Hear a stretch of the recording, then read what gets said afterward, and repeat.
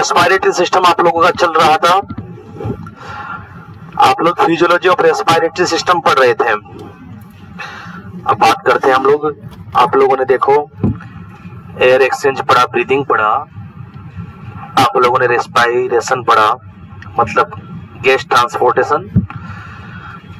बात करते हैं रेस्पिरेटरी कंट्रोल की, कि आप दिन भर सांस लेते रहते हो, आपको पता भी नहीं रहता कब आपकी सांस अंदर जा रही है, कब बाहर आ रही है। और नॉर्मली एक व्यक्ति 1 मिनट के अंदर 14 से 16 बार रेस्पिरेशन करता रहता है। तो वो जो 14 से 16 बार जो रेस्पिरेशन करता रहता है वो अपने आप किस तरीके से कंट्रोल होता है, तो इसको हम पढ़ेंगे इसके बारे में कि रेस्पिरेशन का कंट्रोल कैसे होता है, कि आखिर जो है कब बढ़ जाता है, कब कम हो जाता है। आप लोग जब दौड़ भाग करते हो, दौड़ते हो तो ये बढ़ जाता है, जब रेस्टिंग कंडीशन में होते हो तो ये कम हो जाता है। तो आखिर इन सब चीजों को कौन कंट्रोल करता है? आप जानते भी हो कि सर ब्रेन कंट्रोल करेगा, जानते हो ना आप लोग, कौन कंट्रोल करेगा? ब्रेन। तो किस प्रकार से कंट्रोल करता है देखो, तो अगला टॉपिक हमारे पास में respiratory control.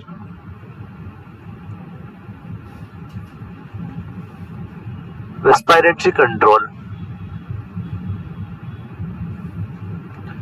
Respiratory control, respiratory control 2 प्रकार से होता है बच्चों, ध्यान से सुनिएगा मेरी बात को। एक तो नर्व सिस्टम के द्वारा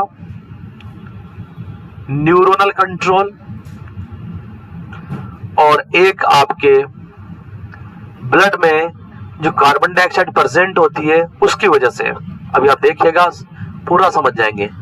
2 प्रकार से कंट्रोल होता है आपके रेस्पिरेटरी सिस्टम, एक तो नर्व सिस्टम के द्वारा, एक केमिकल के द्वारा। Chemical control, neuronal control and chemical control. सबसे पहले बात करता हूं न्यूरोनल कंट्रोल की बच्चों। तो न्यूरोनल कंट्रोल आपके पास में 2 प्रकार के हैं। एक तो इनवॉलेंटरी रेस्पिरेशन चल रहा है तो उसको कौन कंट्रोल करता है? एक आप जबरदस्ती सांस ले रहे हो तो उसको कौन है कंट्रोल करता है? Involuntary control and voluntary control. अपने आप जब सांस चल रही है तो उसको कौन कंट्रोल करता है? और जब आप अपनी मर्जी से सांस ले रहे हो तो उसको कौन कंट्रोल करता है? 2 प्रकार के आप देखेंगे बच्चों। इनवॉलेंटरी कंट्रोल, ज्यादातर जो रेस्पिरेशन होता है वो कैसा होता है? इनवॉलेंटरी होता है ना, कैसा होता है बताओ? तो इनवॉलेंटरी कंट्रोल आपके ब्रेन की 2 जगह पर सेंटर पाए जाते हैं जो कि आपके रेस्पिरेशन की इनवॉलेंटरी को कंट्रोल, जो इनवॉलेंटरी रेस्पिरेशन उसको कंट्रोल करते हैं।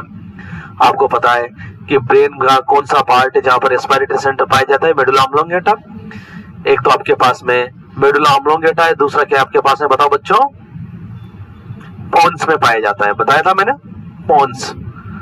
तो एक तो होता है आपके इनवॉलेंटरी कंट्रोल के लिए, एक तो रेस्पिरेटरी सेंटर होगा, और एक होता है आपके पास में पोन्स। रेस्पिरेटरी सेंटर कहां होता है बताओ? मेडुला में। कहां पर बताओ? मेडुला ऑब्लोंगेटा के अंदर। जो इनवॉलेंटरी कंट्रोल होता है वो किस किस के द्वारा कंट्रोल होता है बताओ?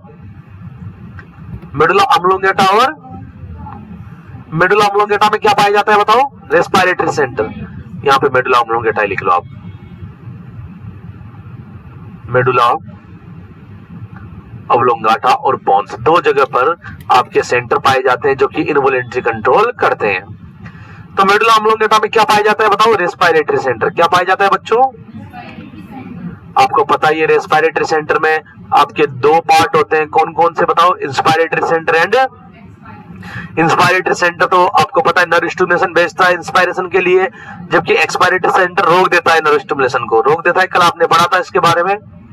तो रेस्पिरेटरी सेंटर पे 2 पार्ट होते हैं, एक तो इंस्पायरेटरी सेंटर और एक expiratory centre.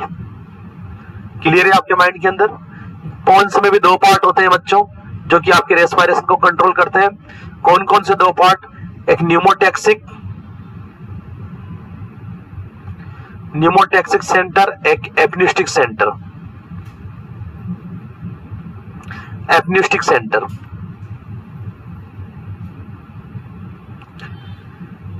Pneumotaxic centre and apneustic centre. आई बात समझ में? जो न्यूमोटैक्सिक सेंटर ये क्या करता है बताओ, रेट को बढ़ाता है। किसको बढ़ाता है? जब भी रेस्पिरेटरी रेट बढ़वानी हो, आई बात, जब आप दौड़ रहे हो, भाग रहे हो, तो रेट को बढ़ाने का काम कौन करेगा? Pneumotaxic centre. ये तो क्या करेगा? मेडुला ऑब्लोंगेटा तो आपके पास में इंस्पायरेशन और एक्सपायरेशन करवाता है। अरे मेडुला ऑब्लोंगेटा का रेस्पिरेटरी सेंटर तो क्या करता है? इंस्पायरेशन और एक्सपायरेशन करवाता है। जबकि पोन्स का जो न्यूमोटैक्सिक सेंटर है वो क्या करेगा? रेट को बढ़ाएगा। जहां पर भी जरूरत पड़ेगी रेस्पिरेटरी रेट बढ़ाने की, जैसे आप दौड़ रहे हो तो रेस्पिरेटरी बढ़ जाती है ना, तो कौन बढ़वा रहा है बताओ? Pneumotaxic centre. कौन बढ़वा रहा है बताओ? जबकि एपिनेफ्रिक सेंटर डेप्थ बढ़ाता है। क्या बढ़ाता है बताओ? सांस की गहराई। किसको बढ़ाता है बताओ? सांस की गहराई को बढ़ाता है। तो आपने देखा, देखो इन्वोलेंट्री जो रेस्पिरेटरी कंट्रोल है वो किन किन के द्वारा होता है बताओ? मेडुला ऑब्लोंगेटा और पोन्स के द्वारा। मेडुला ऑब्लोंगेटा तो क्या करता है? इंस्पायरेशन और एक्सपायरेशन को कंट्रोल करता है, जबकि पोन्स क्या करता है? रेट को बढ़ाएगा और डेप्थ को बढ़ाएगा। पोन्स में दो सेंटर पाए जाते हैं, न्यूमोटैक्सिक और एपनिस्टिक। Pneumotaxic and एपनिस्टिक। जो न्यूमोटैक्सिक वो क्या करता है बच्चों बताओ? हाँ, और एपनिस्टिक? हाँ, बोलिए। Good morning. बोलिए।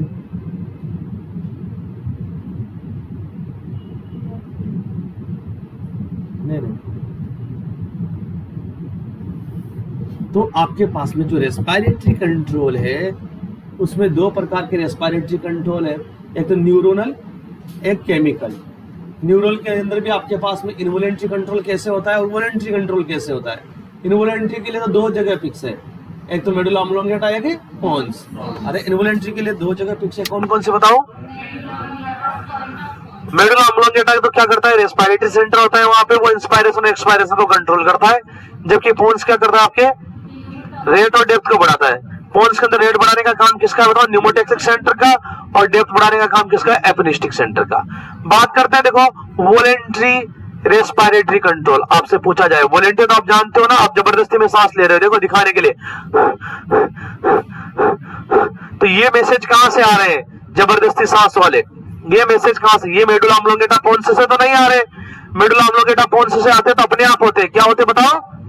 आपका कोई हस्तक्षेप नहीं होता। आप जबरदस्ती में सांस ले रहे हो दिखावे के लिए, किसके लिए? तो ये कहां से आते हैं ये मैसेज?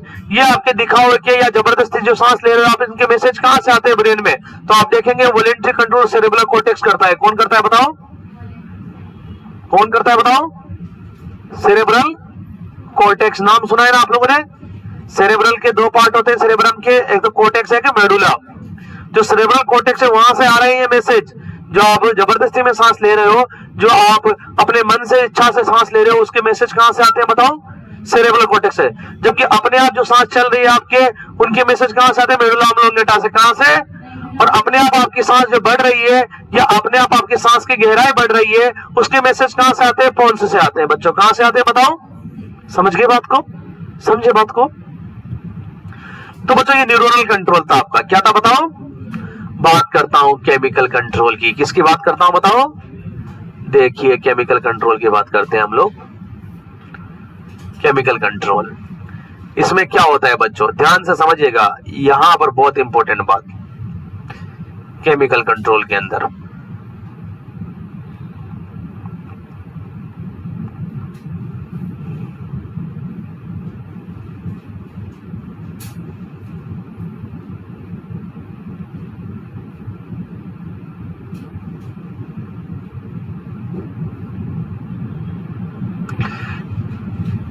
देखो,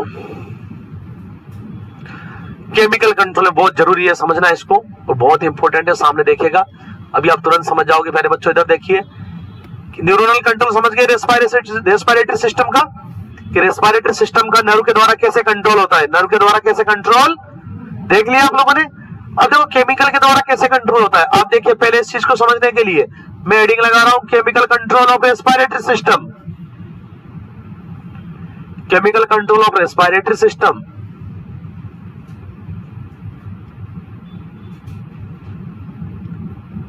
देखिए बच्चों, chemical control of respiratory system, इसको समझने से पहले आप लोग एक बात को समझेंगे। कौन सी बात को समझेंगे? देखिए, बात चल रही है केमिकल कंट्रोल की। किसकी बात चल रही है बताओ? हाँ, इधर देखिए, ये आपका हार्ट है बच्चों, और ये आपका लेफ्ट हार्ट है। यहां से एरोटा निकलता है। क्या निकलता है बताओ? आपको पता ही है एरोटा निकलता है। आपको पता है यहाँ पे कैरोटिड आर्टरी निकलती है ना, मैंने बताया था कहां से निकलती है। और कैरोटिड आर्टरी आपके देखो इस तरीके से दो भागों में बढ़ जाती है, राइट एंड लेफ्ट जो भी है ना, एक राइट लेफ्ट जो भी जिस तरीके से भी आपको पता है। तो जो कैरोटिड आर्टरी होती है, एक तो कैरोटिड आर्टरी और एक आपके यहाँ पे एर्च ऑफ एरोटा। ये तो आपने नाम सुना है ना, नाम सुना है। और इसमें क्या जाता है बताओ? Oxygenated blood. क्या जाता है बताओ? इधर देख लो, केमिकल कंट्रोल को समझने से पहले आपको यह समझना पड़ेगा, जो आपकी कैरोटिड आर्टरी है बच्चों, इसमें यहां पर कुछ इस तरीके की गोल गोल बॉडी मिलती है। क्या मिलती है बताओ? बॉडी का मतलब समझते हो ना, कोई भी गोल गोल स्ट्रक्चर, गोल गोल स्ट्रक्चर यहां पर पाए जाते हैं। ध्यान से समझो, सेंसर है ये, क्या है बताओ? ये दोनों। और एरोटिक, ये आपके एर्च ऑफ एरोटा पर भी यहां पर सेंसर पाए जाते हैं। क्या पाए जाते हैं बताओ? जो कैरोटिड आर्टरी पे जो सेंसर पाए जाते हैं, कैरोटिड आर्टरी पे भी क्या पाए जाते हैं? सेंसर। क्या पाए जाते हैं बच्चों? सेंसर। और एर्च ऑफ एरोटा पे भी क्या पाए जाते हैं बताओ? सेंसर पाए जाते हैं। ध्यान से समझिएगा, पूरी बात को एक साथ बताऊंगा फिर आपको। दोनों पे सेंसर पाए जाते हैं। इन सेंसर को क्या बोलते हैं? जो कैरोटिड आर्टरी पे जो सेंसर पाए जाते हैं, इनको कैरोटिड बॉडीज कहते हैं। क्या कहते हैं बताओ? और जो आपके सामने देखो, एर्च ऑफ एरोटा पे जो सेंसर पाए जाते हैं, उनको एओर्टिक बॉडीज क्या कहते हैं बताओ? क्या बोलते हैं बताओ? समझे यहां तक बात को? हम क्या पढ़ रहे हैं? Chemical control over respiratory system. तो इसको समझने से पहले आपको ये दो चीजें समझनी पड़ेगी कि आपकी जो एरोटा है उस पे भी कुछ बॉडीज पाई जाती है, आपकी कैरोटिड आर्टरी उस पे भी कुछ बॉडीज पाई जाती है। जो एरोटा पे जो बॉडीज पाई जाती है, जो सेंसर पाए जाते हैं, क्या पाए जाते हैं? सेंसर पाए जाते हैं, उनको एरोटिक बॉडीज कहते हैं। जो कैरोटिड आर्टरी पर जो सेंसर पाए जाते हैं, उनको कैरोटिड बॉडीज कहते हैं। Aortic and carotid. ये सेंसर किस चीज के सेंसर है? कौन से सेंस को कैच करते हैं? ये जो सेंसर होते हैं बच्चों, सामने देखो, ये जो सेंसर होते हैं किस चीज के सेंसर होते हैं? ये आपके ब्लड के अंदर चेक करते हैं CO2 को और आपके ब्लड की एसिडिटी को। किसको चेक करते हैं बताओ? आगे बात समझ में। अगर ब्लड की एसिडिटी ज्यादा है या ब्लड के अंदर कार्बन डाइऑक्साइड ज्यादा बनी हुई है, तो ये सेंसर टू टू टू टू टू टू टू टू टू बोल जाएंगे। सेंसर बोले किसी के। उसी तरीके से ये भी सेंसर जो कैरोटिड बॉडी जो है, ये भी किसके लिए है बताओ? CO2 और ब्लड की एसिडिटी के लिए। किसके लिए बताओ? सेंसर क्या होते हैं? जो कि किसी चीज के सेंस को लेते हैं। सेंसर यही तो होते हैं। अरे सेंसर क्या होते हैं? जो किसी चीज के जैसे ये भी तो सेंसर ही है, लाइट के सेंस को ले रहा है ना, कि कितनी लाइट जा रही है, कितनी आ रही है, उसको दिखा रहा है ना यहाँ पे। तो ये सेंसर किस चीज के सेंसर है बताओ? CO2 और एसिडिटी के। किसके है बताओ? किसके सेंसर है बताओ? CO2 और। तो ये किस तरीके से काम करते हैं, ये बात समझ में आ गई आपको? कितने प्रकार के देखो आपके सेंसर है बताओ? 2 प्रकार के। कौन कौन से बताओ? एरोटिक बॉडीज एंड, हाँ, तो केमिकल कंट्रोल में देखो, यहां पर केमिकल कंट्रोल 2 टाइप की बॉडीज के द्वारा होता है। कौन कौन सी बॉडीज है बताओ? एक तो आपके पास में एओर्टिक बॉडीज है। कौन सी बताओ? जो कि कहां पर पाई जाती है? और दूसरी कौन सी है बताओ? और ये दोनों किसका सेंस लेती है बताओ? CO2 और एसिडी का। अब क्या होता है देखो, अगर आपके ब्लड के अंदर CO2 बढ़ गई, क्या बढ़ गई बताओ? या फिर आपके ब्लड के अंदर एसिडिटी बढ़ गई, क्या बढ़ गई बताओ बच्चों? अरे बताओ। आपके ब्लड के अंदर CO2 बढ़ गई या एसिडिटी बढ़ गई, तो सामने देखेंगे, ध्यान से देखो, बहुत इंपॉर्टेंट बात है, बहुत इंपॉर्टेंट बात है। जैसे बढ़ जाती है CO2 और एसिडिटी, ध्यान से सुनिएगा बच्चों, जैसे बढ़ जाती है CO2 और एसिडिटी, आपकी जो एरोटिक बॉडीज है या जो एरोटिक बॉडीज है या एरोटा पे पाए जाने वाले सेंसर है, वो एक्टिवेट हो जाएंगे। क्या हो जाएंगे बताओ? ये समझ गए बात को?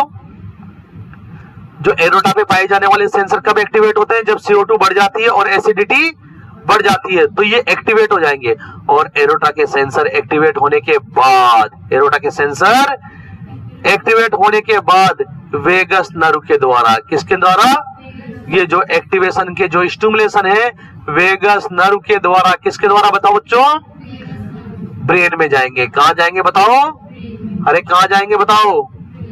ब्रेन के अंदर। ब्रेन में कहां जाएंगे? मेडुला ऑब्लोंगेटा में। मेडुला ऑब्लोंगेटा से कहां जाएंगे? रेस्पिरेटरी सेंटर पे। कहां पर बताओ? कहां पे जाएंगे बताओ? रेस्पिरेटरी सेंटर पे। रेस्पिरेटरी सेंटर पे ये स्टिमुलेशन जाएंगे पोन्स पे, मेडुला ऑब्लोंगेटा पे। पोन्स पे कौन से सेंटर है बताओ? एपिनिस्टिक और न्यूमोटैक्सिक सेंटर। कौन कौन से बताओ? एपिनिस्टिक एंड न्यूमोटैक्सिक। यहां पर जाएंगे और आपके पास ये दोनों सेंटर भी क्या हो जाएंगे बताओ? एक्टिवेट। क्या हो जाएंगे बताओ? एक्टिवेट। और आपकी जो रेस्पिरेशन की रेट है और डेप्थ है वो क्या हो जाएगी? बढ़ जाएगी। क्यों बढ़ाएगी? क्योंकि कार्बन डाइऑक्साइड को बाहर निकालना है। किसको बाहर निकालना है? ये एसिडिटी किसकी वजह से हो रही है? कार्बन डाइऑक्साइड की वजह से। आई बात समझ में? जो केमिकल कंट्रोल है ये किस पे डिपेंड करता है? आपके ब्लड में कार्बन डाइऑक्साइड और एसिडिटी पे। किस पे डिपेंड करता है बताओ? और ये किसके द्वारा होता है? आपके aortic bodies and carotid bodies से। किसके द्वारा बताओ? Aortic bodies and carotid bodies. जब आपके एरोटा के ब्लड के अंदर कार्बन डाइऑक्साइड बढ़ जाती है, एसिडिटी बढ़ जाती है, किसके कौन से ब्लड के अंदर? एरोटा के ब्लड के अंदर। कार्बन सामने देखो, क्या देख रही हो? हाँ बस तो इधर देख लो, इधर देख लो। तो एरोटा के ब्लड के अंदर जब कार्बन डाइऑक्साइड और एसिडिटी बढ़ जाती है तो आपका कौन सा सेंसर एक्टिवेट हो जाएगा? Aortic bodies. कौन सा सेंसर? एरोटिक बॉडीज आपका जो है एक्टिवेट हो जाएगा। और एरोटिक बॉडी एक्टिवेट होकर जो एक्टिवेशन है क्या है बताओ? एक्टिवेशन क्या एक तरह का स्टिमुलेशन है। वो स्टिमुलेशन वेगस नर्व के द्वारा कहां पहुंचेंगे बताओ? आपके ब्रेन। ब्रेन से मेडुला ऑब्लोंगेटा और पोन्स पे पहुंचेंगे। और पोन्स पे कौन से सेंटर को एक्टिवेट कर देंगे? न्यूमोटैक्सिक और एपिनिस्टिक को। और आपकी जो रेट और डेप्थ बढ़ जाएगी। रेट और डेप्थ क्यों बढ़ाई गई बताओ? रेट और डेप्थ इसलिए बढ़ाई गई कि कार्बन डाइऑक्साइड ज्यादा से ज्यादा बाहर निकले और ऑक्सीजन ज्यादा से ज्यादा अंदर आए। आप गहरी सांस लोगे तो क्या बढ़ेगा? ऑक्सीजन। और आप जब जल्दी जल्दी सांस लोगे तो कार्बन डाइऑक्साइड क्या निकलेगा? बाहर। गहरी सांस में तो ऑक्सीजन ज्यादा जाएगा, तो ऑक्सीजन ज्यादा से ज्यादा अंदर जाए और कार्बन डाइऑक्साइड ज्यादा से ज्यादा कहां निकले? बाहर निकले। इस वजह से आपके पास में ये वाला मैकेनिज्म होगा। इसका क्या मतलब है? देखो कैरोटिड बॉडीज कब एक्टिवेट होती है? सामने देखो, कैरोटिड बॉडीज कब एक्टिवेट होगी? एरोटिक बॉडीज का समझ में आ गया आपको? कैरोटिड बॉडीज की बात करते हैं बच्चों। किसकी बात करते हैं बताओ? हाँ देखिए, कैरोटिड बॉडीज कब एक्टिवेट होगी? इधर देखिए, इधर से यहां से ले लेता हूं मैं। देखो, जब आपके ब्लड के अंदर आपकी जो कैरोटिड आर्टरी में जो ब्लड आ रहा है, कौन सी आर्टरी में आ रहा है बताओ? उसके अंदर CO2 कम है। क्या है कम बताओ? अरे क्या कम है बताओ? बताओ क्या कम है बताओ? हाँ, जब आपके ब्लड के अंदर नहीं, सॉरी CO2 बढ़ा हुआ है, कम नहीं, CO2 दोनों ही बढ़ने पे ना। CO2 बढ़ा हुआ है और एसिडिटी क्या है बताओ? बढ़ी हुई है। तो ये हमारा कैरोटिड बॉडीज के सेंसर जो है वो एक्टिवेट हो जाएंगे। कैरोटिड बॉडीज के जो सेंसर या कैरोटिड सेंसर क्या हो जाएंगे बताओ? एक्टिवेट। क्या हो जाएंगे बच्चों बताओ? एक्टिवेट हो जाएंगे। और एक्टिवेट होने के बाद जो स्टिमुलेशन है ग्लासोफेरिंजियल नर्व के द्वारा, किसके द्वारा बताओ? ये आयावा क्यूसन है, ये किसके द्वारा जाते हैं बताओ? और ये किसके द्वारा जाएंगे सेंसेशन? ग्लासोफेरिंजियल नर्व के द्वारा जो सेंसेशन है ब्रेन को जाएंगे। किसको बताओ? और ब्रेन से कहां जाएंगे? मेडुला ऑब्लोंगेटा में और पोन्स में। कहां पे जाएंगे? और ये पोन्स में जाएंगे तो किसको एक्टिवेट कर देंगे बताओ? हाँ, एपिनिस्टिक सेंटर और न्यूमोटैक्सिक सेंटर को। वही सेम बात। और आपकी जो रेट और डेप्थ क्या हो जाएगी बच्चों बताओ? बढ़ जाएगी और ज्यादा ज्यादा कार्बन डाइऑक्साइड बाहर निकाली जाएगी। आई बात समझ में? तो ये जो केमिकल कंट्रोल है कब काम करता है? जब CO2 बढ़ जाती है या जब एसिडिटी बढ़ जाती है तभी काम करता है। आई बात समझ में? जब CO2 बढ़ जाती है, एसिडिटी बढ़ जाती है तभी काम करता है। आगे बात समझ में? तो ये आपके पास में क्या था? Chemical control. उतार लिया आप लोगों ने? उतारो, बिल्कुल सेम है।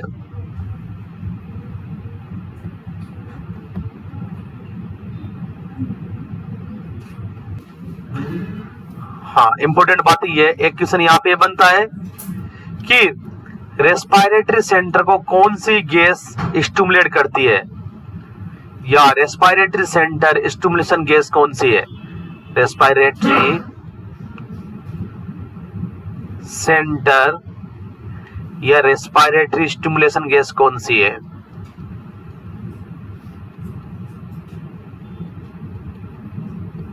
CO2। किसे कहा गया बताओ? जैसे CO2 बढ़ जाएगी तुम्हें पता ही है, वो रेस्पिरेटरी सिस्टम को क्या कर देती है? स्टिमुलेट कर देती है। एक क्वेश्चन तो ये इंपॉर्टेंट है। एक बात जैसे कि आप लोगों से पूछा जाता है, यहाँ पे आप गैस लिखेंगे और यहाँ पर लिखेंगे कि इंस्पायरेशन में कितना % लेते हो उस गैस को, और उसके बाद आप जब छोड़ते हो तो कितना % छोड़ते हो उस गैस को। ये क्वेश्चन आया हुआ है। जैसे एग्जांपल के तौर पे हम बात कर लेते हैं ऑक्सीजन की। तो आपको पता है जब आप ऑक्सीजन लेते हो तो कितना % लेते हो? 21%। कितनी लेते हो? लेकिन जब बाहर निकालते हो आप एक्सपायरेशन के दौरान तो 16%। कितनी बताओ? 5% यूज हो जाती है। कितनी यूज हो जाती है? जब आप CO2 लेते हो तो इंस्पायरेशन के दौरान एनवायरनमेंट से कितनी जाती है CO2? ओनली 0.04%। लेकिन जब आप बाहर निकालते तो 100 गुना ज्यादा, 4%। कितनी बताओ? आई बात समझ में? नाइट्रोजन भी आपके जाती है, कितना % जाती है? 78% जाती है। और बाकी जो है 4% इधर उधर उलझ जाती है, 74% वापस बाहर निकल जाती है। जल वाष्प जो कि आपकी हवा के अंदर मौजूद होते हैं ना, ह्यूमिडिटी मौजूद होती है ना, तो कितनी % ह्यूमिडिटी आप लोग लेते हो? 0.5%। लेकिन निकालते कितने हो? 0.2%। आपको पता है कि आपके रेस्पिरेशन के द्वारा भी फ्लूइड लॉस होता है ना, तो ये दिख रहा है वो फ्लूइड लॉस। तो इस तरीके से आपके बच्चों ये कंप्लीट होता है दोनों क्लासों को मिलाकर फिजियोलॉजी ऑफ रेस्पिरेटरी सिस्टम।